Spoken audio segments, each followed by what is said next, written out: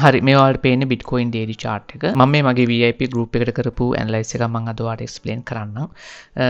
අපි ඉන්නේ එතකොට මේ Bitcoin daily chart එකෙන්. ඔයාලට පේනවා මෙන්න මෙතන මම trend line එකක් හදගෙන තියෙනවා. මෙන්න මේ point එක, මෙන්න මේ point එක, මෙන්න මේ point, මෙන්න මේ point එක අකල trend line එකක් හදගෙන තියෙනවා. මම මේක දැනට ඔහම delete කරගන්නම්.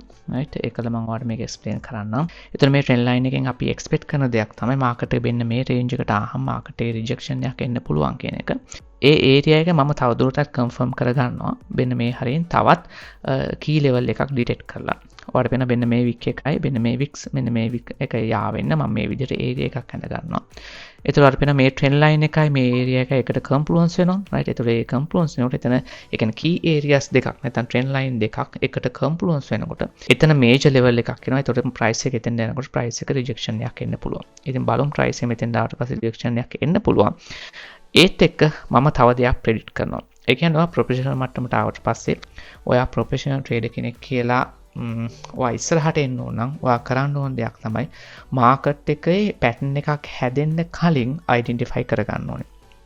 ඒ කියන්නේ අපි ගත්තොත් එහෙම ඊළඟ මාස කීපේ chart එක කොහොම හැසිරෙයිද? ඊළඟ සති කීපේ හැදෙන්න තියෙන pattern එක මොකක්ද?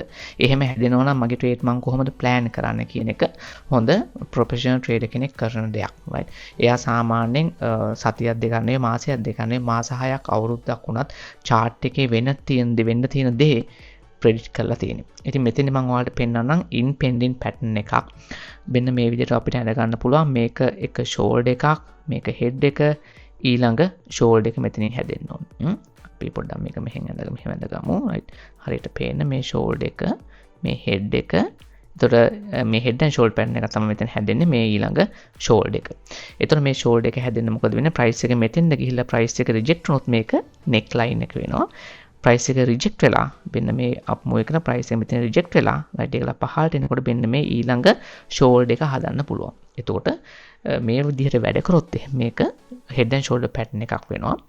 ඒ කියන්නේ inverse head and shoulder pattern එකක්. ඒක bullish sign එකක්. එතකොට මෙන්න මේ trend line එක break කරන් price එක උඩට ගිහිල්ලා ඊට පස්සේ මෙතන retest කළා. ආයේ මේ neck line එක break කරන් උඩට ගිහිල්ලා මෙතන retest කරොත් market එක up වෙන්න පුළුවන්. එතකොට මේ up වෙන target එක අපිට ගන්න පුළුවන් මෙන්න මේ විදිහට technically මෙන්න මේ neck line එකේ ඉඳන් මෙන්න මේ range එක නම් අපි ගමු. මෙන්න මේ head එක තියෙන සම්පූර්ණ දුර අරගෙන මේ breakout වෙන තැනට මේක ගිහිලා තිබ්බහම ඒ මේකේ දුර breakout එක වෙන තැන නැත්නම් මේක neck line එක කියලා කියනවා අපි head and shoulder pattern එක. මේ neck line එකයි මෙන්න මේක අතර මෙන්න මේ දුරට gap එකට මේ market එක මෙතෙන් යන්න පුළුවන්. ඒ කියන්නේ ඒ කොතනද මේක හරියටම tally වෙනවා කෝකත් එක්කද? මේ කලින් තිබුණ top එකත් එක්ක. ඒ කියන්නේ 109 range එකත් එක්ක මේක හරියටම යනවා. right.